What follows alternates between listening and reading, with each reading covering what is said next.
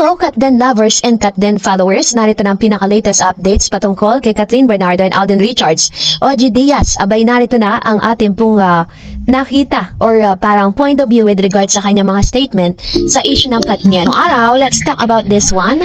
Panoorin po natin ang ilan sa mga updates at pinanindigan ni Mr. OG Diaz ang kanyang mga naunang statement patungkol po sa pagkikita di umano ni Mr. Daniel Padilla and Miss Catherine Bernardo. Panoorin natin ito. Nung nagkikis si Daniel Padilla na may dalang flowers, nagkikis na bumbunan ni Catherine Bernardo. Oo, kasi yun ang ipinapalagay nila na yun daw yung eksaktong eksena na kumatok si Daniel Padilla sa dressing room ni Catherine sa Araneta Coliseum. Oo, yun yung sabi mo. Nakarating na rin kay Mr. OG Diaz ang ilan sa mga videos na trending ngayon sa TikTok na hinihinalang dito binase ang kanyang balita at ang kanyang mga statement patungkol sa Katniel sa pangyayari po sa ABS-CBN Christmas Special. Pero ito pa ang sagot niya. Daw ha, natin alam ko si Daniel nga nagsabi noon Na okay na sila. pero we're okay na, pero hindi na para i-divulge ko pa kung ano yung pinag-usapan namin ni Catherine. Sabi ko noon ha. Tapos meron naman nagsabi sa akin isang friend ko. Sabi, totoo yung balita mo. Na? Sino yung source mo? Sabi sa Anong doon? Tuwan-tuwa na ibinalita ni Mr. OG Diaz na tila baga sinasabi niya at kinukumpirma niya na totoong may naganap na pagkikita or pagkatok ni Mr. Daniel Padilla sa dressing room mismo ni Miss Catherine Bernardo. So, ito pa, panoorin po. katok sa dressing room para makapag-usap sila. Totoo daw na pinaalis yung glamping para makapag-usap sila. Ay, di ba dun sa isang Meron lang po akong mga nakitang mga point of view with regards to this. Sinabi ni Mr. OG Diaz, sige po, regardless that Mr.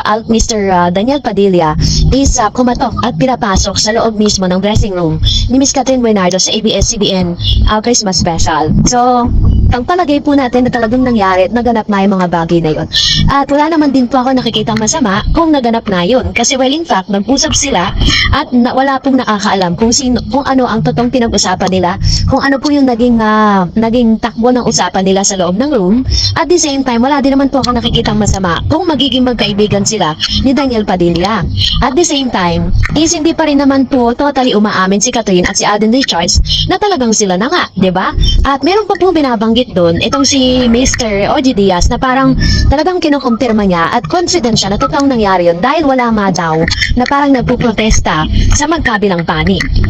Siyempre, unang-una, yun po ay malaking puntos para kay Daniel Padilla, lalo na't meron po siyang panibagong proyekto ngayon. Pero, alam niyo po ba na ngayon, si Mr. Daniel Padilla po kasi is parang, I don't think na meron silang pag-uusap patungkol sa kanilang relasyon dahil si Daniel po ngayon ay nakikipaglandian kay Kayla Estrada. Si Kayla Estrada po ay namataan banggi si Daniel Padilla na nagde-date. Pero hindi po ito lihim dahil sobrang kalat na kalat po ito sa social media. Maaring nagkausap nga si Mr. Daniel Padilla at si Miss Catherine dahil hindi naman po may iwasan na parang alam niyo naman po, knowing Catherine Bernardo, she's a type of a person that she's very forgiving. Hindi po siya mapagtanim ng galit. Sabi niya nga, 'di ba? Hindi nga raw kailangan gamitin or don't use your pain to hurt others. Hindi porket nasaktan siya ay kailangan gumanti siya. Nasaktan din si Daniel. Pero sa mga pagkakataong ito, naniniwala pa rin ako na kahit po nagkausap sila or may communication sila or whatever, normal lang po yun. Kasi si Miss Catherine naman po ang magde-decide for that. At the same time, hindi naman talaga pwedeng itapon na lang ni Miss Catherine na hindi na sila mag-usap, di sila maging magkaibigan. Diba? Kasi ako po masasabi ko talaga na yung kung si Catherine Bernardo magde-decide po siya na makipagbalikan kay Daniel, na balikan sila. Yung mga sinusuot niya po ngayon na halos lahat labas, hindi niya ulit magagawa yun kasi parang ikukulong na naman siya sa hawla nitong si Daniel. Kasi sana may pagkakonserbatibo daw si Daniel pagdating sa pananamit ni Catherine. And sa mga galawan ni Catherine, minsan nakikita natin na may mga videos ngayon nang naglalabasan na parang hindi gusto ni Daniel minsan yung mga kilos ni Miss Catherine. So, sa tingin po ba ninyo kung kayo po yung nasa posisyon ni Catherine Bernardes, babalik pa po ba kayo sa isang tao na parang ikinulong kayo sa hawla? Yes, Miss Catherine Bernardo admitted sa kanyang mga interview na talagang hindi niya po pwedeng, hindi niya makakalimutan yung 11 years na relationship niya. But, it doesn't mean na dun po sa kanyang statement na yun is may chance na babalik pa rin siya sa dati or may babalik pa rin siya sa dati niyang karelasyon. So, that's my point of view. If ever nga na nag-uusap sila ni Mr. Daniel Padilla, wala na tayo dun. At the same time, is karapatan naman po ni Catherine at ni Daniel Padilla na magkaroon sila ng peace of mind sa isa't isa. Maaaring yun po ay parang pagod luck, di ba? Maaaring ito na po yung, kasi moving era na nila yan eh. Kung si Catherine ay hindi pa nakaka-move on, never po niyang papapasukin itong si Daniel dyan po sa loob ng kanilang dressing room. So, kayo po, anong inyong saloobin patungkol dito? Comment down below. Hello, Catherine lovers and Catherine followers. Abay, statement ni Mr. OG Diaz kinontra ng isang showbiz analyst and columnist. Ang lahat ng yan. But anyway, at today's video, bago tayo magpatuloy, ihatid ko lang sa inyo to congratulate natin ang Hello Love Again starring Catherine Bernardo and Alden Richards has made history in the Middle East, earning a massive $1.4 million, approximately 82 million, in its first week of screening in UAE, Oman, Qatar, and the Kingdom of Saudi Arabia. Star Cinema announced that the film exceeded the total theatrical run for its predecessor. Hello Love Goodbye 2019, the Cathy Garcia Sampana-directed movie shattered 3 major records for a Filipino film in the Middle East: the highest opening day, the biggest single day gross, and the highest opening weekend gross in UAE, Kingdom of Saudi Arabia, and Qatar. Co-produced by Star Cinema and GMA Pictures, the film has also been global sensation. The film has also been global sensation, becoming the first Filipino film to surpass 1 billion in worldwide gross. The milestone was achieved despite no competition from international hit like Wicked.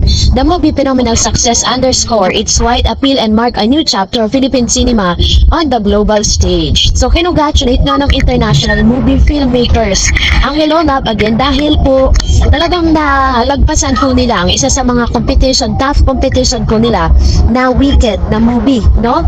So, ganitong katindi po yung naging run, no? At mapapanood pa rin, continuously napapanood pa rin po siya sa anong sulok ng bansa, no? Saan ng sulok ng Pilipina, buong mundo.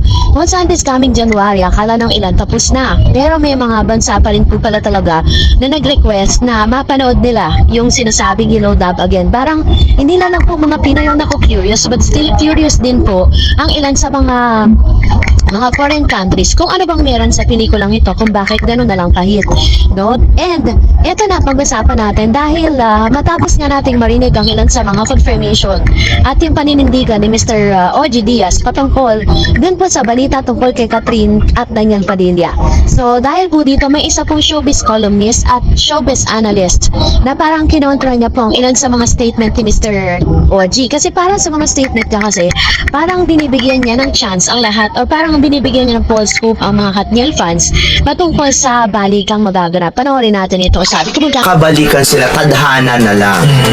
Tadhana na makakapagsabi at siguro ginusto na yon. Pero for now, masayang-masaya si Catherine kay Alden eh.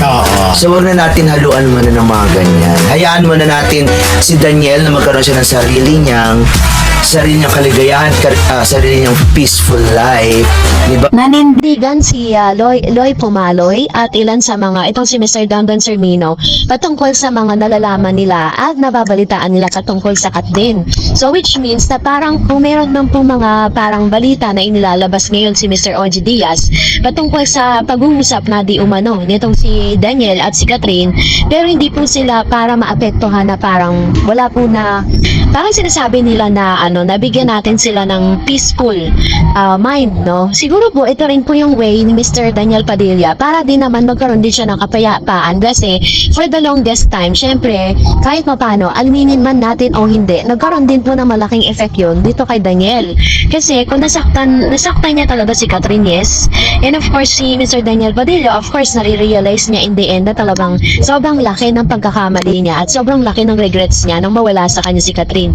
Pero naniniwala pa rin si Mr. Ray Pumaloy at si Mr. Dandan Sermino na masaya na si Catherine sa piling ni Alden Richards. Kaya naman, sabi nga niya sa kanya pong latest updates dito po sa kanyang statement na dapat bigyan na rin natin ng peaceful na relasyon or ano man yung meron po si Miss Catherine at si Alden Richards. Yun po yung kanyang request, no? So sana po lahat ng mga reporters katulad po ni Dandan Sermino na parang hindi sila mga alon na parang nagwe-wave yung kanilang faith dito po sa dalawang ito. Sana ganun din ang Catherine.